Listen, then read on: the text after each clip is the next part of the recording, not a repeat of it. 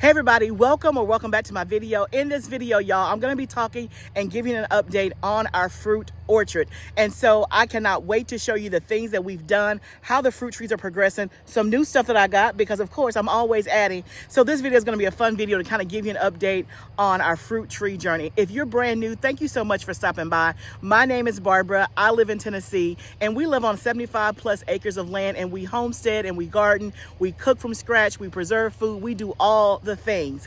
Now this time of the month is a very heavy gardening content, but trust me, we have information on many different things. And so if that's your jam, I would love and invite you to subscribe to my channel so that you don't miss out what's going on. And if you are new, please go ahead and say hello in the comments so I can say hello back to you. If you've been here before, thank you so much for continuing to come back and support the channel. I want to pause for just a moment to thank the sponsor of this video, BetterHelp. BetterHelp makes getting therapy easier. And so I cannot recommend BetterHelp highly enough if you need to speak with a therapist. They have a great process. All you have to do is click the link down in the description box below and you will get 10% off of your first month. And then once you click that link, you're going to fill out a questionnaire that's going to ask you your preferences, what it is you need therapy for, and what kind of style do you like. And then in as little as 48 hours, they will match you with a therapist. It is just that simple and just that easy. Like I said, they make getting therapy easier. No longer do you have to go sit on the couch, go drive in your car. You can talk to your therapist via text, via video, via phone. And so there's many different options. And so if you're at a period in your life where you just need a little extra support, somebody to talk to, I cannot recommend BetterHelp enough. Click the link in my description and go ahead and get 10% off of your first month. Y'all, okay, so let's talk about fruit trees. Y'all know, this is all brand new. Okay, so let's talk about the fruit trees. Many of you have asked me, hey Barbara, what's an update on the orchard? Well, this video, I'm gonna give you all the updates on what's been going on with our fruit trees since the last time we talked about it. So if you're new, we are starting our fruit tree journey, right? We just planted 13 fruit trees back in the fall in August and September. We planted them out in a space by our greenhouse. We also bought additional fruit trees and berries that have been in our greenhouse that we were not able to get out before the temperatures dropped. So we've been babying them in the greenhouse. We also have bought a couple of more things since the fall that have been in our sunroom. So needless to say, we have expanded. We went from zero to a whole lot. And so one of the things that I want to really talk to you about today is one of the things that we did specifically in the fruit tree orchard where we planted the 13 fruit trees. And y'all, we had a fence built for the fruit orchard. Yes, we did. Yes, we did. Now, if you remember in that video when we planted our fruit trees, we were talking about how we were going to keep the deer away. And if you remember, about a month or so after we had our fruit trees in the ground, we had noticed that there were some deer that had been scraping the bark of our fruit trees. And so that gave us a clue right there that, okay, my dogs, number one, were not on their job, and these deer were going to try to get our fruit when the time was right, because they were already like scratching at the tree. And so my husband put some cages around the fruit trees, and then we put some tree rings around them, just something to prevent the deer from getting into them. But we knew that long term we needed a fence. We did not know quite how we were going to do it. But y'all, let me just tell you, it is done. It is done. So let me take you back. It's been about probably a month or so now. Let me take you back and show you the process of us figuring out what kind of fence, what we're going to do, and how it all turned out. So this is how it all started. So we were talking about getting a fence company.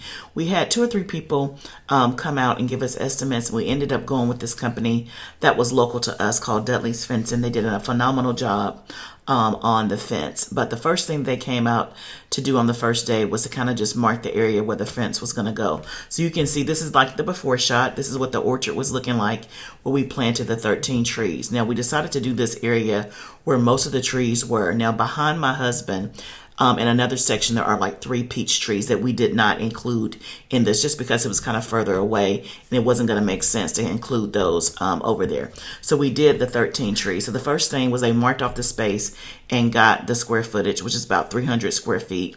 And then they started to mark off where things were going to go and start to set, I guess, the plumb line to make sure that everything was straight and put the first post in.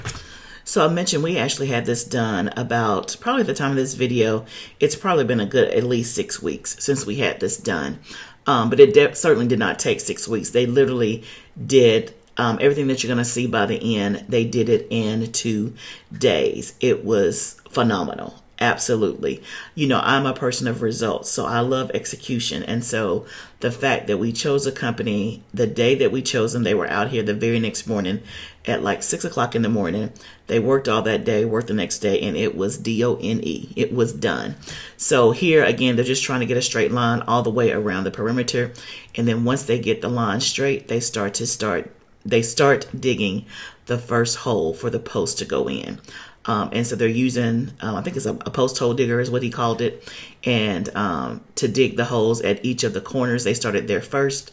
And then you can see, you know, how big and how deep the hole is. But I was just fascinated by literally that one little turn, basically taking the dirt out a couple of times. And you had a hole that was big enough to put, I think the post that was going to go on the corner was a 6-inch post. So they dug all the holes, they made sure the plumb line was straight and that everything was in order. And then the next thing I knew, the wood showed up.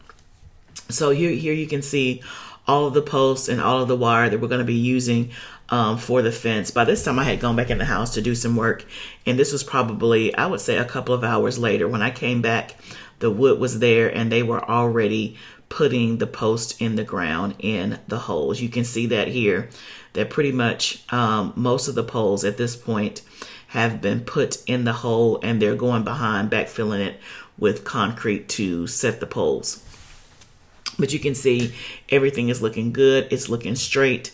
And they just continue to set all of the holes together. As you can see, there's about 3 guys working now. And on average, there are probably 3 guys working each day.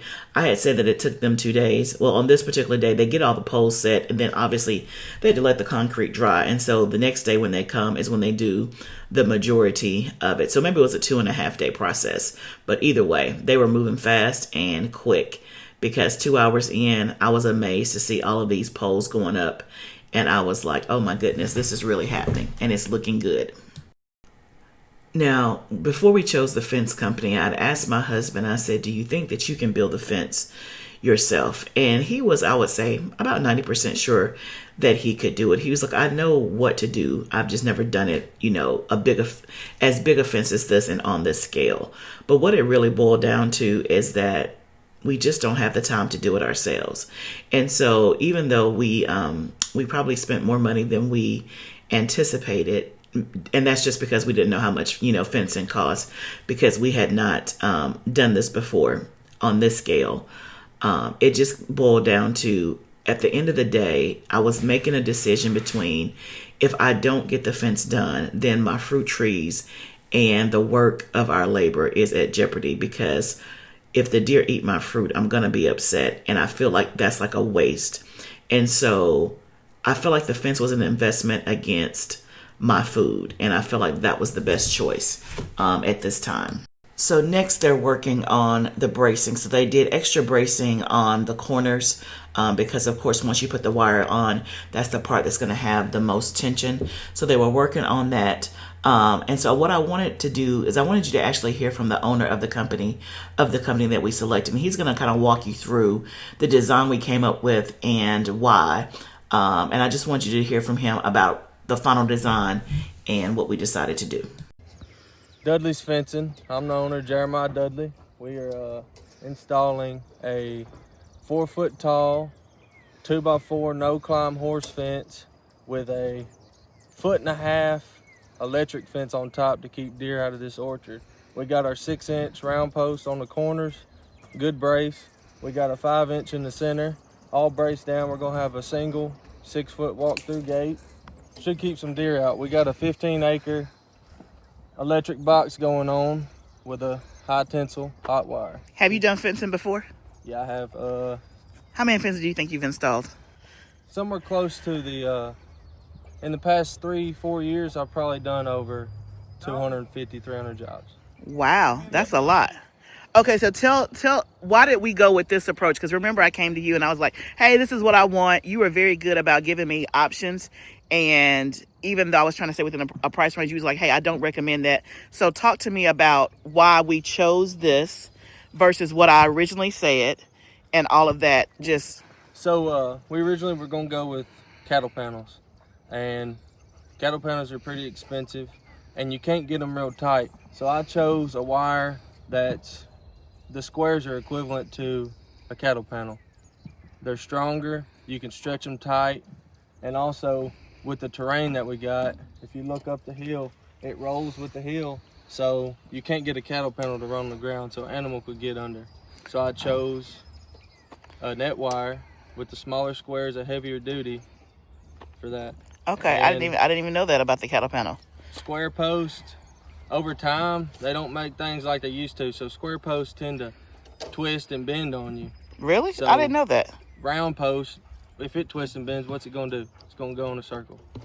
So Okay. you won't ever be able to tell your twist and your bend on your square. Now a round will kick your wire out, and over time it don't look good. These round posts, I guarantee you can keep them in the ground for 30 years. Now a square post, over time, you're gonna have to come back and replace it probably 15 years. Wow, I never knew that. And that's really important because we were really wanting, I think the square post looked better, Right. but I didn't know that there was a reason why you Correct. did the round post outside of just, hey, Yeah. your professional opinion. Yes, Interesting. So talk about the hot wire, because I had never heard of that. I'm sure my husband probably had, but talk about the hot wire and why we decided to do that. Well, hot wire, a lot of farmers use it on cattle. Cattle are heavy animals, and hot wire is going to keep it like a deer hits it. They're going to try to jump it. It's going to bounce them back off. So that's why I chose the hot wire. We talked about going 6 foot tall wire, but the wire, they make a deer buster wire 6 foot tall, and it's like a 2x4 welded wire. It ain't as heavy duty. And when you go into that, your price range goes up. You have to get different, they make certain posts for that, and you're looking at a higher price range. So I chose the 4 foot tall wire with an 1.5 inch hot wire all the way around to give you that height that you want. Okay, awesome. Yes, Fantastic. So I think this is going to be great, 100%.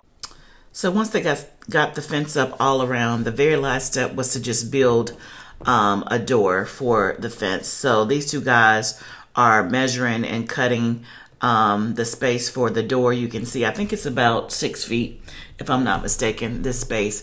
And one of the things that they did is they made sure that inside the fence, my husband had like a pass-through all the way around on the inside so that he could get his zero turn in there. So he wanted to make sure that the door fit the zero turn, and then once my husband was in with the zero turn, he could go all the way around the perimeter, which is nice. So they measure the space and they start cutting the wood, and you'll be able to see the final look of how it all came together. Okay, guys, I'm standing in front of the orchard. I hope that you love it as much as I do. We are so in love with this space. It is new. It is exciting. It is, like I said, new for us because we don't know anything about fruit trees, but we're going to learn together on this fruit journey. But I am so excited to have this done. I absolutely love the way it looks. I love that as much as possible, I think that we have a level of peace that once we start bearing fruit, that our fruit won't get eaten up. Now, obviously, as we talked through the video, the fence itself is 4 feet high, but then we have a 1.5 inch foot space, and then above that you have the hot wire. So the hot wire is live, and so if they do decide to jump it, they're gonna get knocked back. They will get knocked back. So I'm hoping that this protects our fruit, but it just feels good knowing that at least we did something to protect it. Now, as they finished doing this one, I decided, well, this fence by my garden is looking a little raggedy compared to this one. And so then I asked him, how much would it cost for you to just like maybe zhuzh this one up just a tad? And so you know what? That's exactly what they did. Let me show you some behind the scenes of them fixing a few things on the front fence around the garden.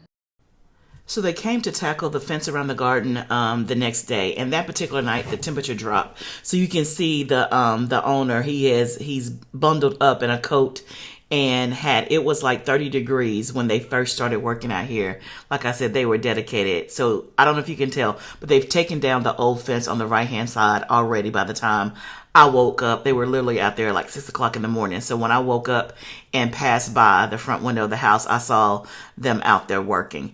So they've taken down that fence, and they're already digging the holes for the side post. And then they have the ones on the other side already put in by the time I get out there. They are moving fast. So what we decided to do was on the two long sides of the fence, they took that wire completely down because it wasn't straight, it was leaning, and it wasn't even secured very, very tight. And then they took off the front and back gate as well. So what we decided to do was to reinforce the sides. Instead of using T-posts, we're using these, I think these are 4 or 6 inch round posts all along the side on both sides. That'll replace the T-post. And then we're gonna put some of that same high tensile wire on the side. So you can see what the wire looks like now that they have it in. It looks so much better. One, this whole side is straight. It was leaning. It was not secure. You could lean on it and it would lean with you. But now we have the post in with this high tensile wire. So I'm really loving the way that it looks. And of course, already I'm thinking, oh, I should have just got the fronts done too so it'll be uniform. But y'all, we're out of money. I gotta go make some more money. I had spent enough. So yes, and one of the things also, and again, the front and the back were really okay with the cattle panels. They were still sturdy. They were still secure. And so we didn't have any issues whatsoever. But look how straight that is. Oh my goodness. So excited. Okay, so we were able to zhuzh it up just a little bit. We did not get the whole fence redone, as I said before. We got the door, we got the 2 big long doors here redone and put a gate here on either side. And then we got the sides fencing done. If you noticed before, it was not as sturdy. And again, the person who did this before, I mean, it was very cheap, right? Because that's what we could do and afford at that time, and just not knowing any better. I mean, you actually do get what you pay for, right? So the guy who came out here and did this fence before was a one-man show. And let's just say the price reflected the work. Okay, let me just say that. And so the fence held up a little bit, but it was not straight. And as you can see now, it is completely straight. If you can tell, completely, it is a straight line. And the fence that we have on the other side now is way more, the fence that we have on the other side now is way more tight. So this, I mean, I can barely even move it versus the fence before. It was very much loose. We had the T-post, if you remember. And so now we have just the post going all the way down. So each side is identical. This side is identical to the other side. Now, it's not identical to the front and to the back, but we just did not have the funds to kind of redo the whole thing. Plus, the cattle panels in the front and back have held up and they've been okay. It was just this wire and stuff on either side. And then that very back gate back there had been wobbly, was not closing properly. So now at least we have a more secure fence for the outside garden. Now this fence again is 4 feet, but it's been 4 feet the whole time. We have not had any problem with deer. If you've been here since the beginning, you know for the first year, maybe the first year or two, there was no fence around the garden whatsoever, like zero, nothing. And we never had an issue. And I know for a fact the Lord just protected our food. So we never had an issue, but we went ahead and got the fence so that we didn't play with fire and just be crazy out here and not even try to protect it. When we could try to protect it, that's exactly what we did. And we added the fence that we had from 2 or 3 years ago. And even with it being 4 feet, we've never had any issues with the deer whatsoever. And so we kept it 4 feet and we just added in the gates and things like that. And it's way more sturdy. Now, ideally, would I like it to all look the same on all 4 sides? I would, but it's not today. And maybe it will be again at another time, but for today, that was all the week. When you're on this journey, you have to do what you can when you can. So again, we had a fence for the garden built 2 or 3 years ago, and again, we spent very little money just to have something that's secured, and it did do its job. It's just once I saw this and how it was done by a professional, by a team, by a company, and that's what they do versus a handyman, that I'm like, ooh, that looks really, really good. That doesn't look so good. So I did what I could with that right there. But again, we're excited about being able to protect our food. One of the things is, yes, we did spend more than what I would have wanted to spend on a fence, and that's just because I did not know how much fence costs, right? But at the same time, us not doing anything was not a good option. It doesn't make sense to invest all the time, money, and energy in buying fruit trees, and then you never get a chance to yield the fruit. And you guys have heard me talk about before, like we have fruit trees on another part of our property, way down there, and they produce some, but not well because they haven't been taken care of. They were already here when we got here. But one of the things why we don't get any fruit, the main reason is because the deer get it. It was never fenced in. And so I've seen firsthand how a tree can produce fruit and we never get anything from it. Plus, because they have not been taken care of, the fruit on it is just not good. So I don't want to invest all the time and energy and have that be the case. So I want to show you kind of how the trees are doing inside the orchard and just kind of give you an update on how they're looking and what they're doing. And then also want to show you some of our plans and what else we've bought to go along with our fruit tree orchard. So let's head into the orchard and let's take a look.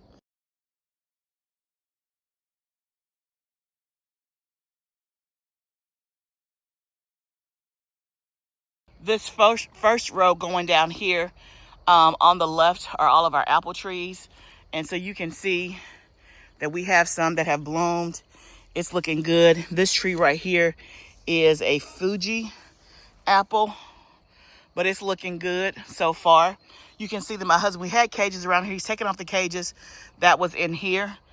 This is a mat that I put down to kind of help. It's kind of like a cocoa core mulch ring. I'm going to pin it down with some landscape staples, but it's kind of to protect the tree against the mower and then just the weeds growing up around the tree ring. And so I'm going to put that on all of the trees as well. That's just something I bought off Amazon. We kept the tree rings on for now just in case if for some reason a squirrel or something gets in here and all of that. Oh my goodness, y'all. I see a bloom. Oh my goodness. Is that a bloom? Oh my goodness, that's a bloom. Oh my, look at that. That was not here 2 days ago when I was out here. So this is another apple tree that actually has flowers. Oh my goodness. This is a yellow golden delicious apple. Oh wow. That is so nice. Okay, let's keep walking. This is another apple tree. You can see this is a Honeycrisp. It's looking really, really good as well. It looks healthy and all of that. Oh my goodness, I'm getting so excited. And then when we walk up here is our crab apple. I got the crab apple because I read that it's good for pollination. And so that's why it's here. Plus it's supposed to be really pretty when it blooms 100%. And then this up here is a gala apple. You can see it has a few things on it. Now walking to the right side, we have pears and plums. So we have 3 pear trees. This right here is a pear tree. It's looking good. That's a Stark variety.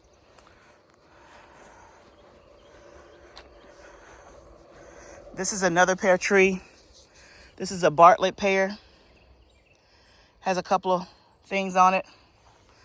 And then look at this pear tree right here. It is huge. Now this, from what I've researched, this is what we call fire blight. I think that's what this is. And this is a kefir pear. You can see these black spots almost like it has been burned.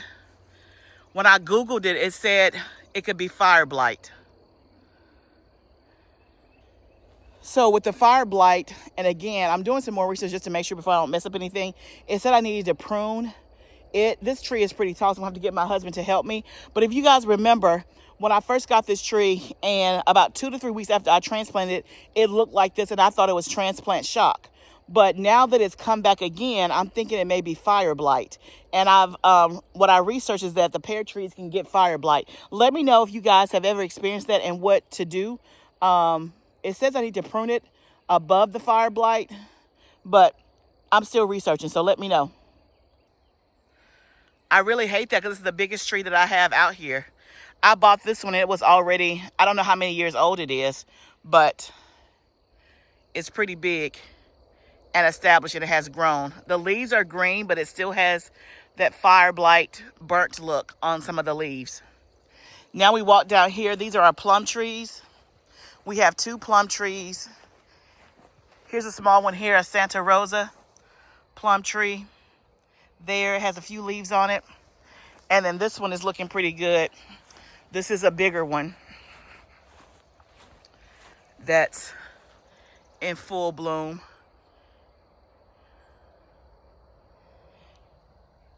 And I have to remember what kind this one is. I'll have to go back and look at my paper and see what kind this is, because some of the tags have left, but that's why I wrote everything down. So it looks good, but again, I'm a first-time fruit tree person, so y'all tell me if you see anything that I don't see. Okay, so now we're in the tunnel because I want to show you the rest or another set of fruit trees that did not make it planted into the orchard, and talk through plans and get you guys opinions and expert help on these. So let me turn the camera around and let me show you the fruit trees that we have inside the tunnel that are in pots. Y'all, I just counted and we have 11 fruit trees or bushes in here. Plus the third stop we're gonna make is actually in my sunroom because I got more fruit trees in there. So how'd you go from 0 to so 13 out there, 11, that's 24, and I probably have a good 6 in my house. Y'all, how do we go from 0 to 30 fruit trees at the drop of a hat? Hey, what they say, if you're not gonna go big, go home, or something like that. Look, that's what your girl does, okay? Look, you can't have an orchard with 1 tree. We got a whole orchard, okay? So let me kind of show you what we have out here and how it's growing and talk about the plans. So we have a total of, I think, 6 blueberry bushes, all different kinds. So here's the blueberry bushes in pots. This right here is a Tiff Blue blueberry. You can see, again, I think this was pretty well more established when I bought it because you can see how big it is. This right here is another blueberry. I don't know the name of this one. I got to go back and look at my paper. It's kind of shorter to the ground. This right here is a pink lemonade blueberry bush. Again, you can see it looks like it has some berries forming there. It's a little bit more established. So what I've been doing on the blueberries is that I put some soil acidifier in there, and I put wood chips. When I first got them, I put soil acidifier and wood chips, or pine bark, I should say, not wood chips. And so what I just did last week was I put more soil acidifier in there. This is a new season, but I have not put new pine bark in there. So let me know if I need to like re-up the pine bark and put that in there and cover it. And then I'm just trying to figure out, are they going to stay in pots? Do I need to put them in the ground? I don't know what I'm going to do with those. And then let's go to the other blueberry. This I think is a Patriot. This is the one that I've had for the longest. This is its 3rd year. So I'm hoping, but it's the one that's not doing, it's not as full as the other one. But maybe it's just a late bloomer. It's just now starting to get some green leaves on it. But I've had this one for the longest. That's a Patriot. This is another blueberry tree. Bush, I should say. I don't know what kind that one is. And then this one right here is a Legacy, Blueberry Legacy. You can see that there. It has some berries on it. And again, I think it was more established when I bought it. It keeps having these weeds grow in it. And I keep pulling them out, but they keep growing. So then I have 3 elderberry. This is a York elderberry here. You can see that one. This is one, it has done nothing. It has looked like this from the first time that I bought it. This is a Nova elderberry. It's not doing anything whatsoever. And then this one here, let's see. This is a Marge elderberry. And it's finally, I don't know why these things keep getting in my bushes.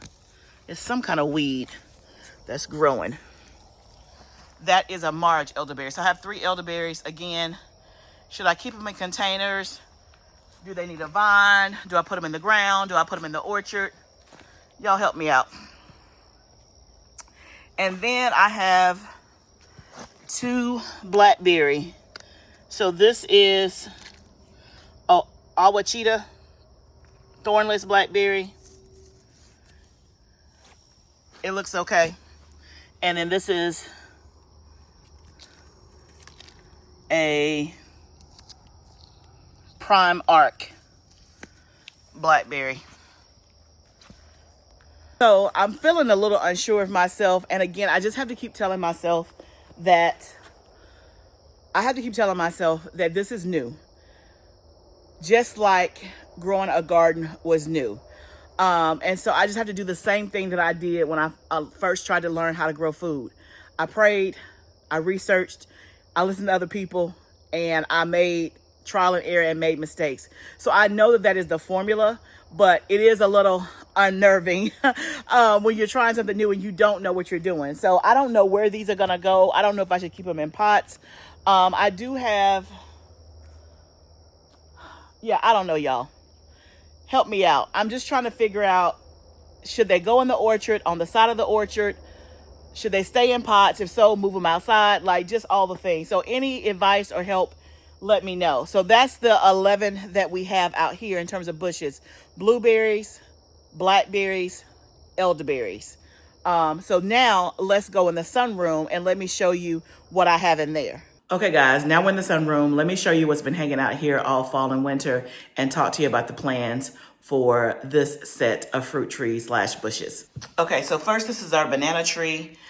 We got this from a friend. It was very small when we first got it. It has definitely grown, and so it will be going outside as well. It'll stay in this pot, but so far it's looking good.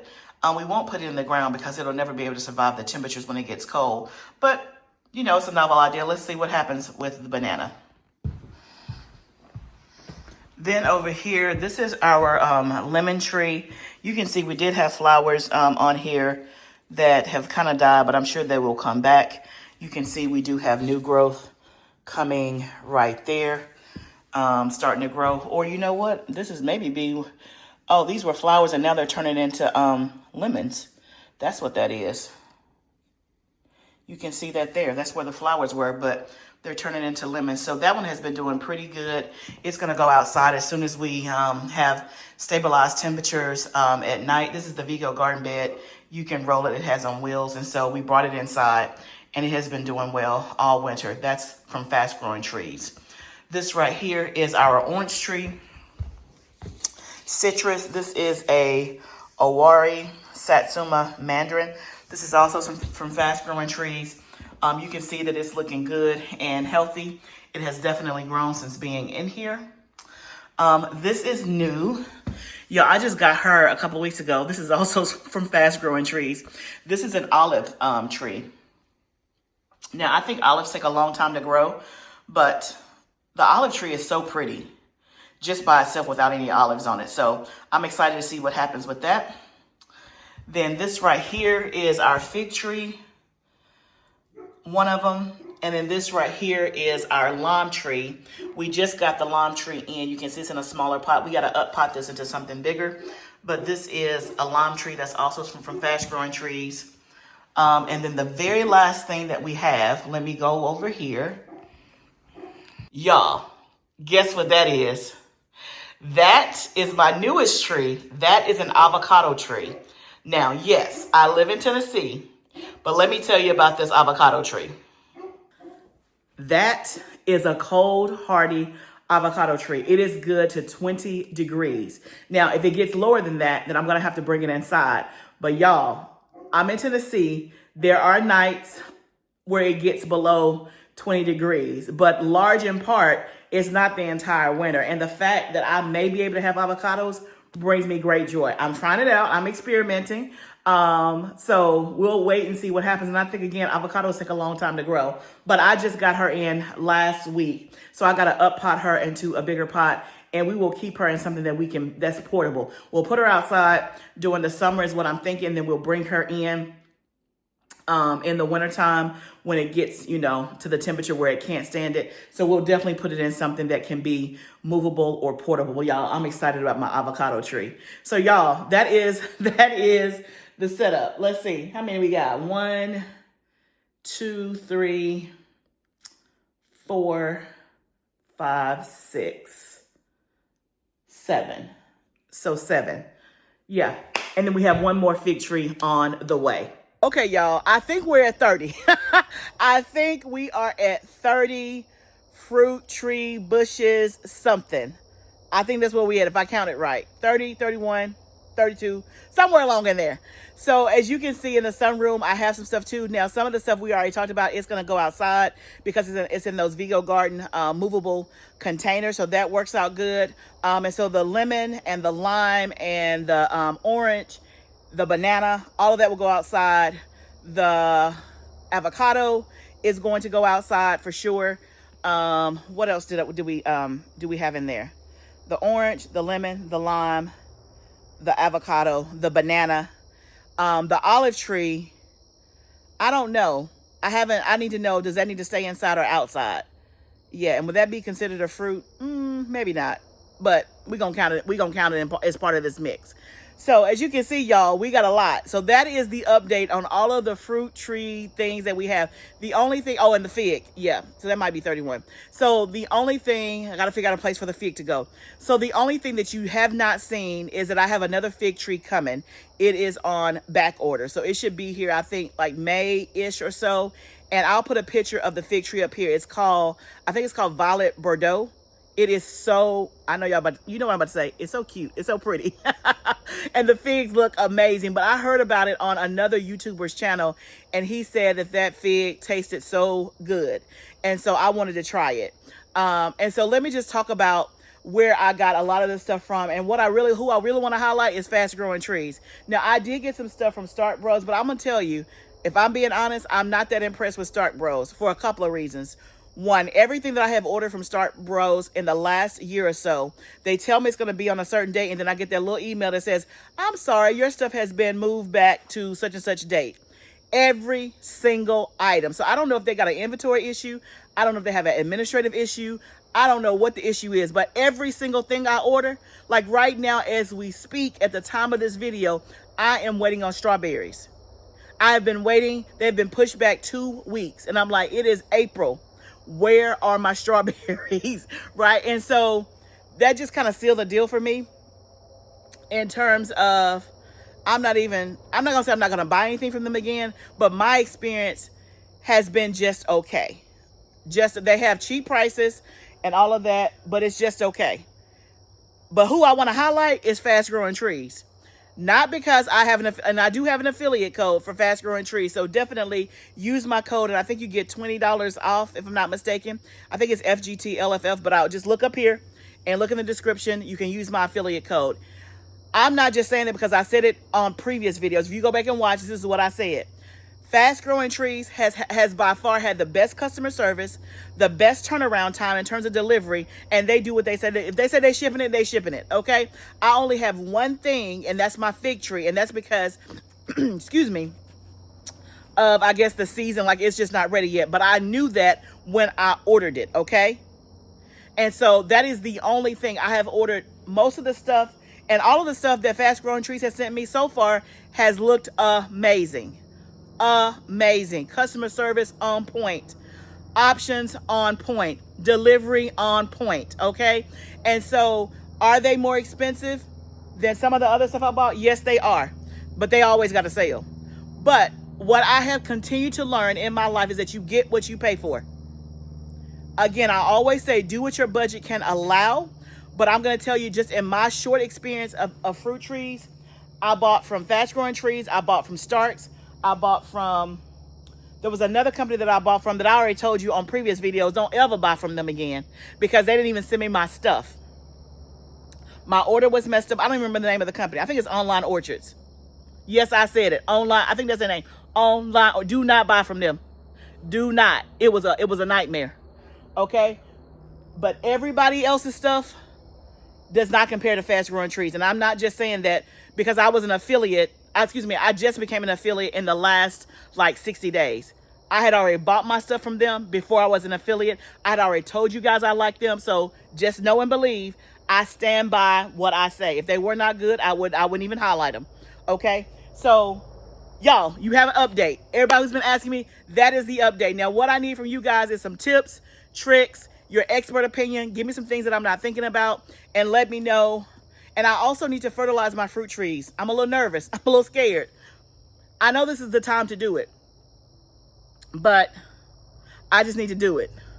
And then once I fertilize, I gotta, make sure that I'm watering and get the hose out there and all that. We haven't figured out a quick way to water besides Mother Nature.